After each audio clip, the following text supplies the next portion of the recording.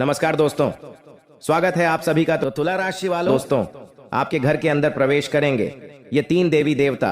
जी हाँ दोस्तों, आज शाम 5:29 के बाद आएंगे आपके घर ये 3 देवता। दोस्तों भूलकर भी आज ये एक गलती मत नहीं, बहुत बड़ा अनर्थ हो जाएगा। जी हाँ दोस्तों, आपने बिल्कुल सही पढ़ा थंबनेल में। आज शाम 5:29 के बाद आपके घर आएंगे एक इच्छाधारी नाग देवता और भगवान शिव जी और धन की देवी माँ लक्ष्मी जी, 3 एक साथ मिलकर आपके घर में प्रवेश करेंगे। परंतु आपसे हाथ जोड़कर विनती करते हैं, बेटा ये एक काम को अभी के अभी छोड़ देना, नहीं तो उम्र भर पछताओगे और जीवन में कभी भी खुश नहीं रह पाओगे। क्योंकि नाग देवता और भगवान शिव जी दोनों एक साथ विराजमान करेंगे।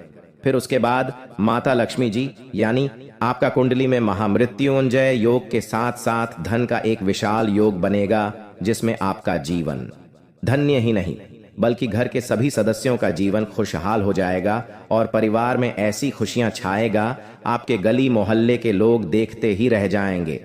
जी हां दोस्तों, आपके कुंडली के सितारे भी चमक जाएंगे और किस्मत आपका 7वें आसमान छू लेंगे आने वाले कुछ ही घंटों के भीतर। लेकिन सबसे पहले माता लक्ष्मी के सच्चे भक्त वीडियो को एक लाइक करके हमारे इस YouTube चैनल को सब्सक्राइब कर ले और साथ में कमेंट बॉक्स में जय माता लक्ष्मी, जय श्री महाकाल, जय बाबा नाग देवता जरूर लिख दे, ताकि सभी देवी देवता आपसे प्रसन्न हो जाएं और आपका बिगड़ी बना दे। जी हां दोस्तों, आइए एक बार सभी मिलकर बोलते हैं हर हर महादेव। दोस्तों आज शाम 5:29 के बाद सबसे पहले बाबा नाग देवता का आगमन होगा आपके घर में। जी हां दोस्तों, बाबा नाग देवता आपके घर में जितने भी हो रहे क्लेश, परेशानी, लड़ाई झगड़े और आपके काम में आ रही रुकावटें सभी को नष्ट करने आ रहे हैं बाबा नाग देवता। दोस्तों घबराने की कोई जरूरत नहीं है आपको, क्योंकि वे नाग देवता है और वे आपके परिवार और आपके बीच में जो भी संकट है उसको मिटने आ रहे हैं। वे किसी को भी तकलीफ नहीं पहुंचाएंगे और आपका घर में ऐसे आएंगे आपको पता भी नहीं चलेगा, क्योंकि ईश्वर हमें देख सकते हैं परंतु हम मानव जाति ईश्वर को नहीं देख पाते। केवल उनके द्वारा दिया गया संकेत ही हमारे लिए काफी होता है। जी हां दोस्तों, आपको बता दें आज शाम 5:29 के बाद से पहले आप अपने घर को साफ सफाई करके रखें। घरों में कहीं और भी झूठा थाली या झूठा बर्तन न रखें और घर में कोई भी मांस, मछली, मदिरा पान, इन सब चीजों को अगले 48 घंटे तक अपने घर में न लाए और न इन चीजों को कोई भी घर के परिवार ने सेवन करे। नाग देवता आपके जीवन से दुख, तकलीफ, नकारात्मक ऊर्जा, आपके दुश्मन, आपका समस्या, आपके जीवन से सभी परेशानियों को नष्ट करने आएंगे। तो आपको और आपके परिवार को सतर्कता के साथ साथ नियम का पालन करना बेहद ही जरूरी है।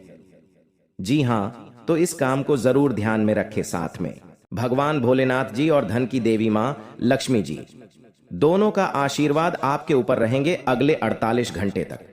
जी हां दोस्तों, इसलिए आपसे हाथ जोड़कर विनती है, आप ऐसा कुछ भी गलत काम न करें जिनसे माता लक्ष्मी जी और भगवान शिव जी आपसे क्रोधित हो जाएं। दोस्तों 499 साल बाद कुंडली में ऐसा योग बनते हैं जो कि नाग देवता के साथ भगवान शिव जी और मां लक्ष्मी जी विराजमान करते कुंडली में। तो ऐसा मौका आपको मिला है, जरूर कुछ न कुछ बात है आपके अंदर जो आपको नहीं पता है कि आपने ऐसी क्या खास गुण है जो आपको ईश्वर बताना चाहते हैं, परंतु आप अभी तक अपने अंदर की महाशक्ति को नहीं पहचान पाए हैं। दोस्तों ईश्वर कहते हैं कि जब किसी मानव जाति के कुंडली में नाग देवता के साथ स्वयं भोलेनाथ विराजमान करेंगे और मां लक्ष्मी जी, तब व्यक्ति का किस्मत ऐसे बदल लेगा कि उस इंसान को समझ नहीं आएगा यह कैसे हुआ।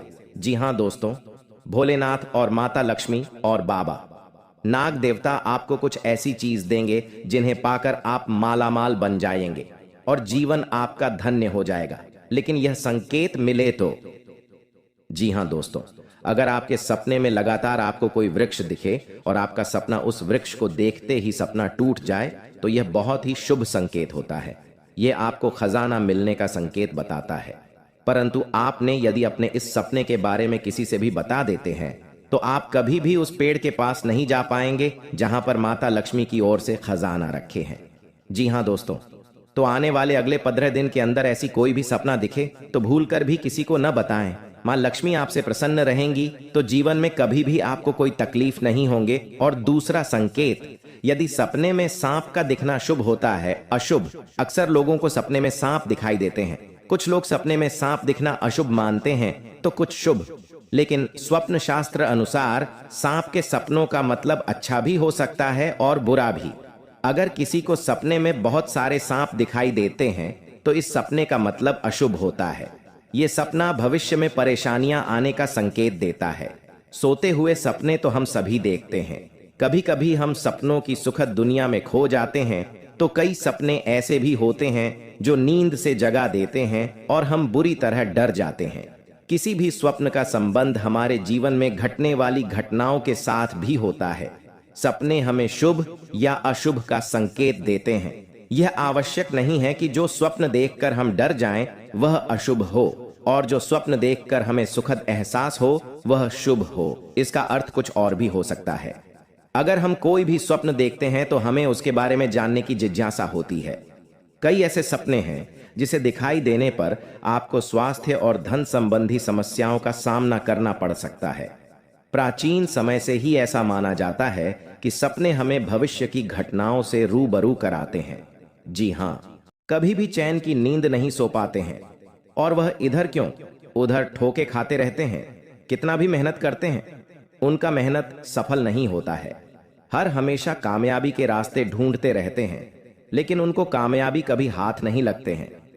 जी हाँ, अगर आपके अंदर ऐसा गुण है कि आप अगर मेहनत करते हैं, मेहनत करने के साथ साथ लोगों का दिल दुखा देते हैं, मेहनत करने के साथ साथ लोगों को दोस्तों गंदी बातें करते हैं, लोगों के बारे में बुरा हमेशा बोलते रहते हैं, लोगों के बारे में हमेशा नेगेटिविटी ही बात करते हैं, कभी अपने करियर को लेकर चिंतित नहीं रहते हैं, लेकिन दोस्तों ऐसा करने पर आपको कभी भी सफलता हाथ नहीं लगेंगे। भगवान इसके जीवन में उन्नति और बरकत करते हैं जो हमेशा अपना दिल साफ रखते हैं, लोगों का भला करने के बारे में सोचती हैं, जो भगवान के प्रति प्रेम निष्ठा रखते हैं, भगवान के प्रति विश्वास रखते हैं और अपने माता पिता को हमेशा खुश रखते हैं। उन्हें के जीवन काल में भगवान भी साथ देते हैं। अगर ऐसा आप कर्तव्य करते हैं तो दोस्तों घबराएं नहीं, आपका अब वह दिन दूर नहीं जो आपको सफलता हाथ लगे। बहुत ही जल्दी आपके जीवन काल में यहाँ बड़ी खुशखबरी मिलेंगे और ऐसे अचानक से आपके सभी सपने पूर्ण हो जाएंगे जिन्हें देखकर दोस्तों आप भगवान को धन्यवाद नहीं बल्कि दोस्तों लाख लाख शुक्रगुजार करेंगे और भगवान के मंदिर जाकर खुद आप रो पड़ेंगे। जी हाँ दोस्तों, आई अब जानते हैं कि भगवान को गुरुदेव महाराज और माता धन की देवी लक्ष्मी जी हमें किस जगह पर बुला रही है और कहां पर जाना है जो कि हमें पूरे 18 करोड़ का खजाना हाथ लगेगी, जीने प्रकार हम माला माल बन जाएंगे और हमारा धन दौलत से पूरा घर परिवार खुशी से नाचने लगेगी और घर पूरा धन दौलत से भर जाएगा।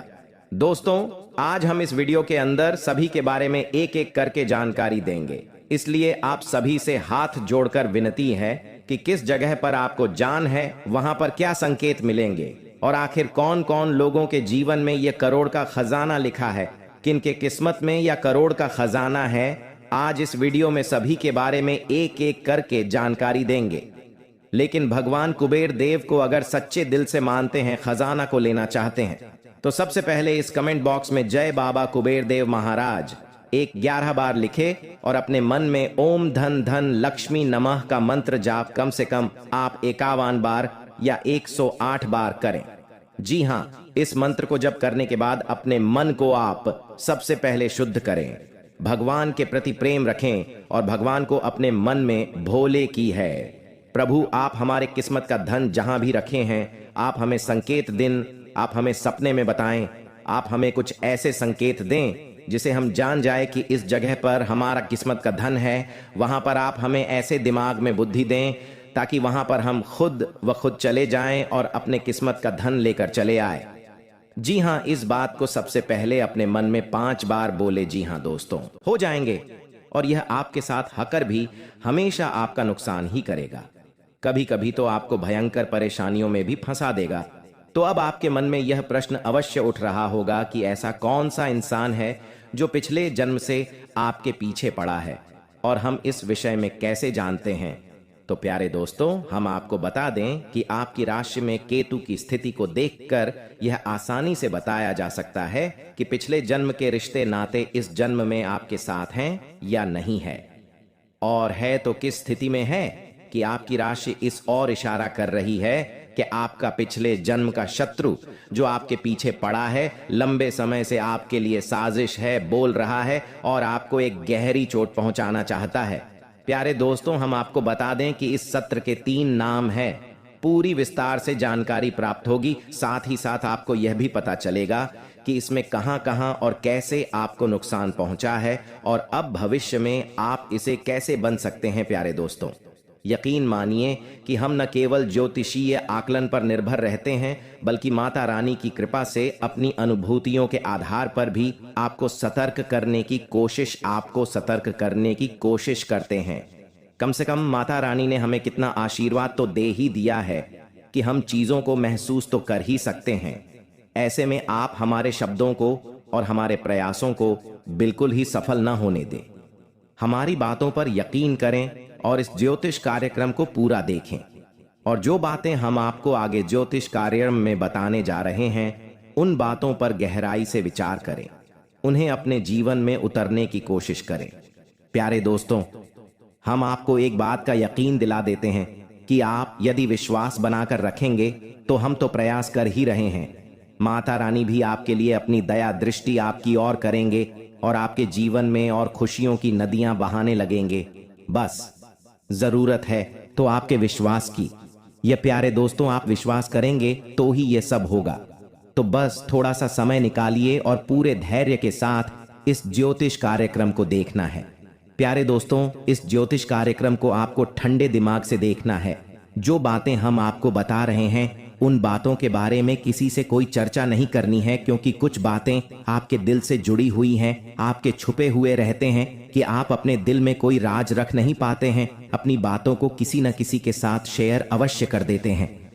कन्नी, कभी तो आप अपने दिल की बात ऐसे ऐसे लोगों के सामने कर देते हैं जिनके बाद आप खुद फंस जाते हैं।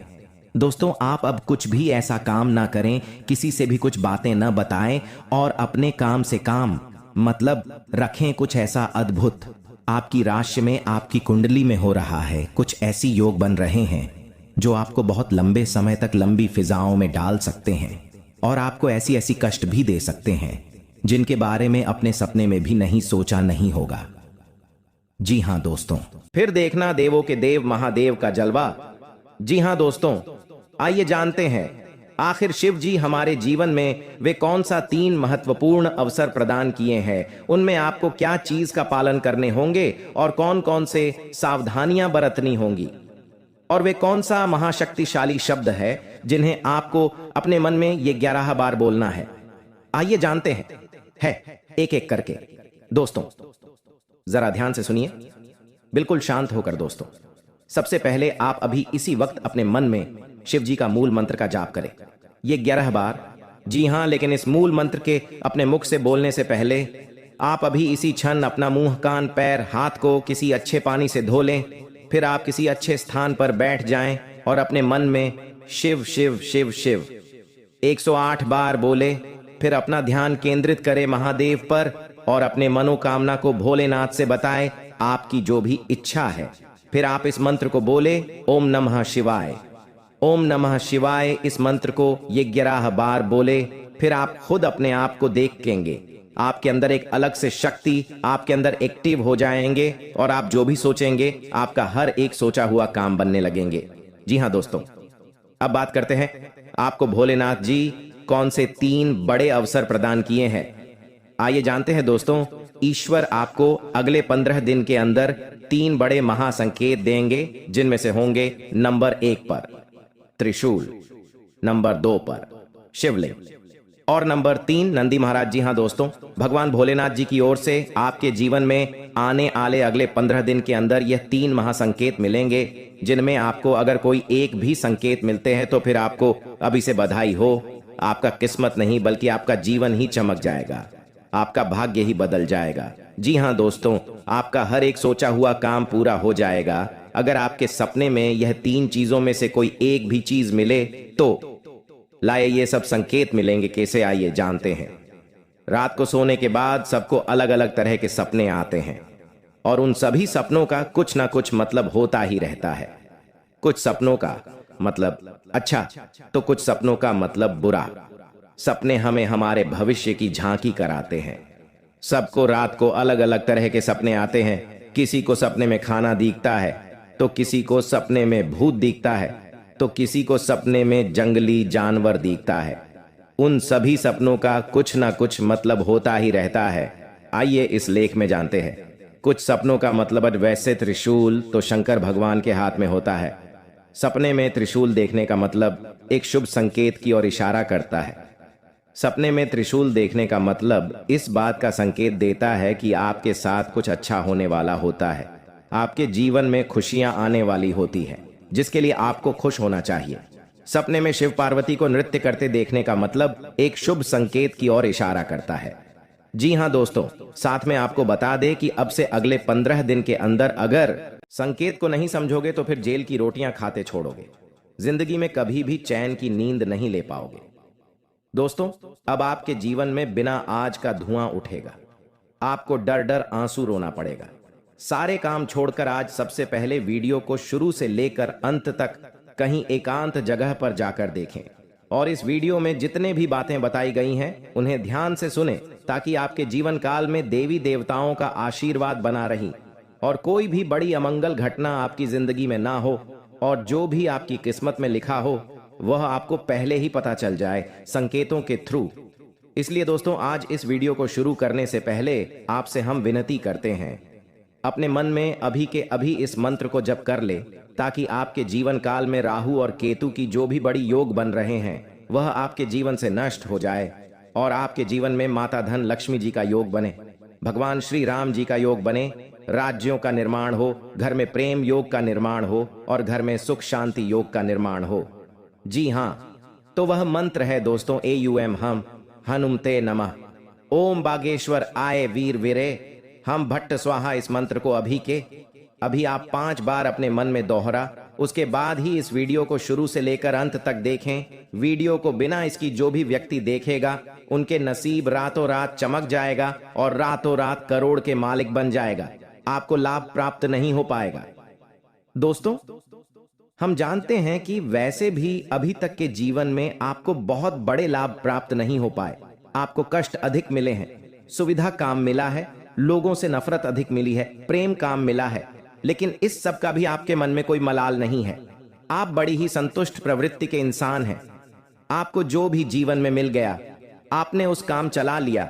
आपने किसी से शिकायत नहीं की, किसी के सामने अपना दुखड़ा नहीं रोया।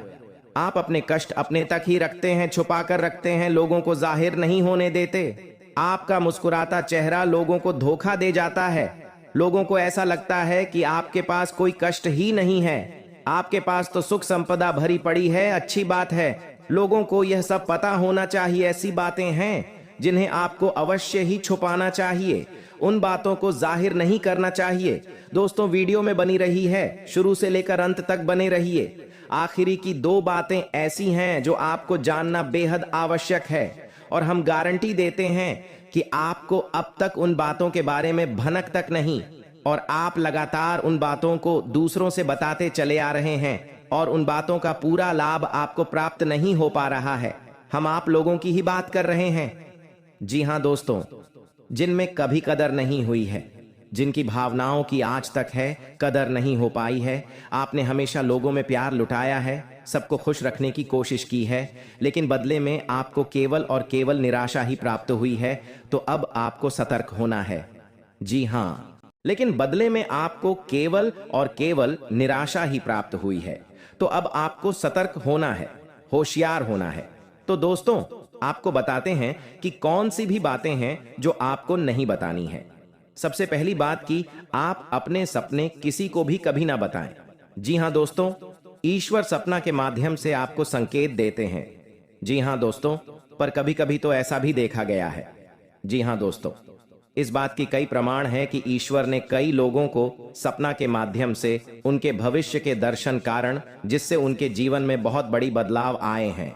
तो आपके जीवन में भी कभी कभी कोई ना कोई ऐसे सपने आते हैं जो आपको सोचने पर मजबूर कर देते हैं। फिर आप सुबह जाकर उन सपनों के बारे में बात करना शुरू कर देते हैं।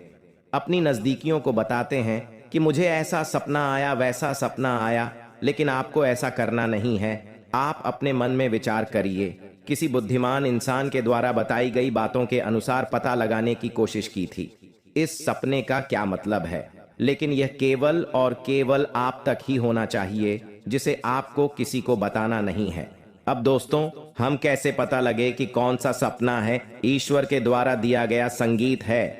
तो दूसरी इसका बड़ा ही सरल उपाय है। जब हम सोकर जाते हैं तो रास्ते में आने वाले सपना अक्सर हमें भूल जाते हैं, याद नहीं रहते हैं।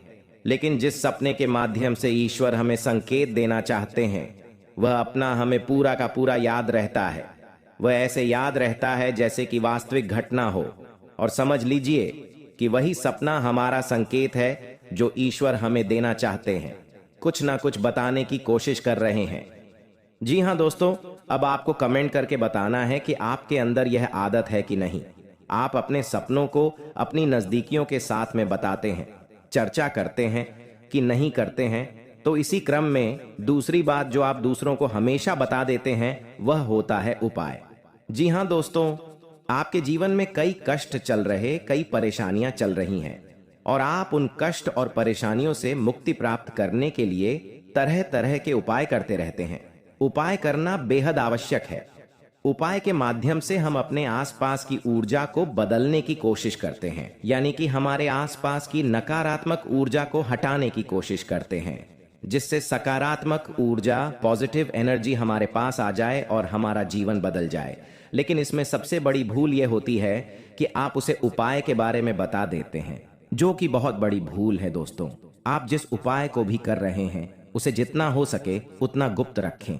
अपने पुत्र, अपने भाई, अपनी पत्नी तक को छुपाए के बारे में कभी ना पता है, तो वह उपाय निश्चित ही फलित हो। जी हाँ दोस्तों, आपने बस सुना ही होगा कि जो जगत और मंत्र उपाय फल है, तब आई जब करें दुर्लभ। यानी कि आप जितना ज्यादा छुपाएंगे, उतना ही ज्यादा उसका परिणाम प्राप्त होगा। इसी क्रम में दोस्तों, तीसरा है कि वह मंत्र या वह पूजा जो आप कर रहे हैं, मंत्र यावत पूजा जो आप कर रहे हैं, आप दूसरों को बता देते हैं। वैसे तो साधारण तौर पर हम सभी पूजा पाठ करते ही हैं, आप भी करते होंगे, लेकिन कभी कभी आप कुछ विशेष पूजा पाठ करने लगते हैं जो आपको किसी ने बताई है। आपकी परेशानियों को दूर करने के लिए आप उसे पूजा के बारे में, उसे मंत्र के बारे में दूसरों को बताएंगे। यदि आप पूजा का है और उसे मंत्र का पूरा फल उसे इंसान को भी प्राप्त होने लगेगा जिसे आपने पता किया है। जी हाँ, ऐसे बहुत बातें हैं जिसे हमें छुपा कर रखनी चाहिए। लिस्ट बहुत लंबी है, लेकिन समय बहुत कम है। इस वजह से सारी बातों को बता पाना संभव नहीं है। हमारी रोजमर्रा के जीवन से जुड़ी है।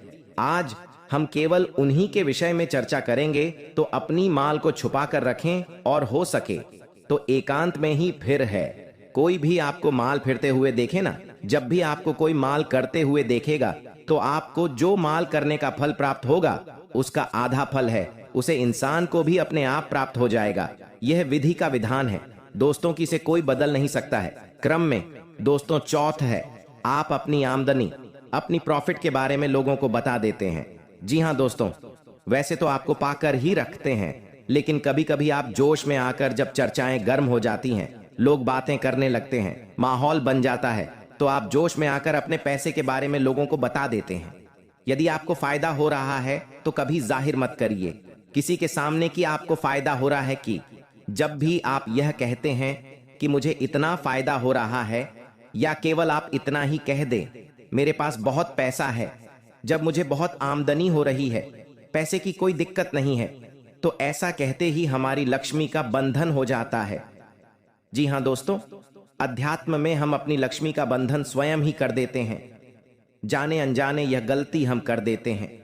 वैसे तो लक्ष्मी का बंधन है दूसरों के द्वारा ही किया जाता है, लेकिन जब कभी आप ऐसे शब्दों का प्रयोग करते हैं, तो आप स्वयं ही लक्ष्मी का बंधन कर देते हैं। और जब लक्ष्मी का बंधन हो जाता है, उसके बाद फिर लक्ष्मी आपके पास आने से खतरा नहीं लगती है, या यूं कहे कि आपकी आमदनी धीरे धीरे घटने लगती है। इस बात को आपने कई बार नोटिस भी किया होगा दोस्तों। जैसे ही आपने अपनी आमदनी के बारे में बखान करना शुरू किया, लोगों से खुलकर बात करनी शुरू करें, वैसे ही आपकी आमदनी पर इसका प्रभाव अवश्य पड़ता है। ऐसा इसलिए भी हो जाता है क्योंकि जो आपकी आमदनी सुन रहा है, हो सकता है उसकी आमदनी आपसे काम हो सकता है, वह आपसे चलता हूं, आपसे पूरी स्थिति में रह रहा हूं, तो उसके मन से ऊपर पड़ेगा। आपको अपनी इनकम अपनी आप देने के बारे में बिल्कुल चुप हो जाना है, किसी से कोई चर्चा नहीं करनी है दोस्तों। समय आने पर अपने आप चीज देखने लगती है, आपको दिखाने या चाहे करने की आवश्यकता बिल्कुल भी नहीं है।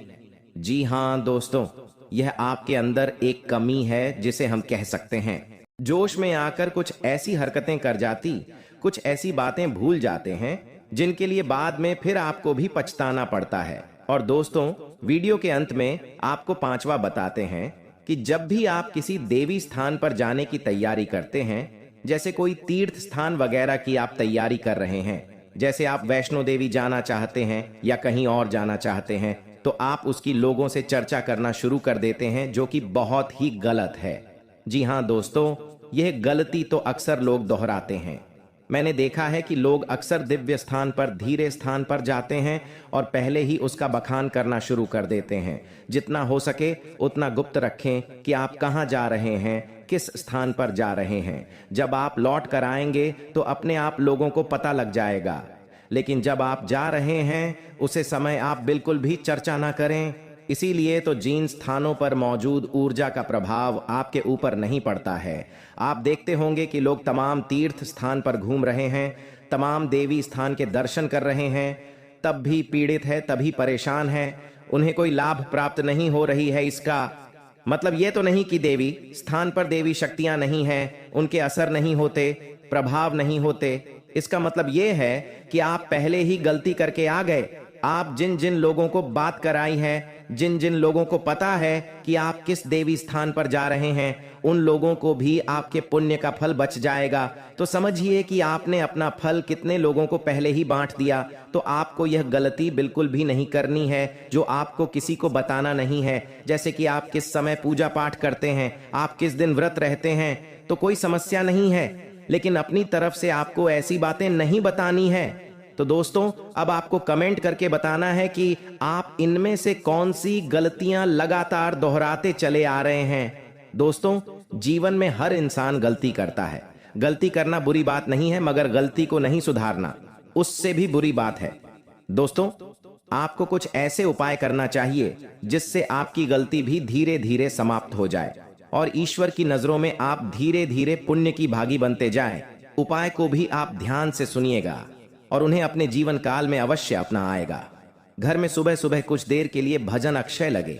घर में कभी भी झाड़ू को खड़ा करके नहीं रखें, उसे पर नहीं लगे, ना ही उसके ऊपर से गुजरे, अन्यथा घर में बरकत की कमी हो जाती है। झाड़ू हमेशा छुपा कर रखें। बिस्तर पर बैठकर कभी खाना ना खाएं। ऐसा करने से धन की हानि होती है, घर में शांति होती है। घर में जुटे चप्पल इधर उधर भी खेलकर यार उलटे सीधे करके नहीं रखना चाहिए, इससे घर में अशांति उत्पन्न होती है। पूजा सुबह 6 नाम से आगे के बीच होने पर आसान बेचकर पूर्व या उत्तर की ओर मुंह करके बैठकर करनी चाहिए, अथवा कुश का हो तो उत्तम होता है। पहली रोटी गाय के लिए निकले, इससे देवता भी खुश होते हैं और इच्छा भी पूरा होते।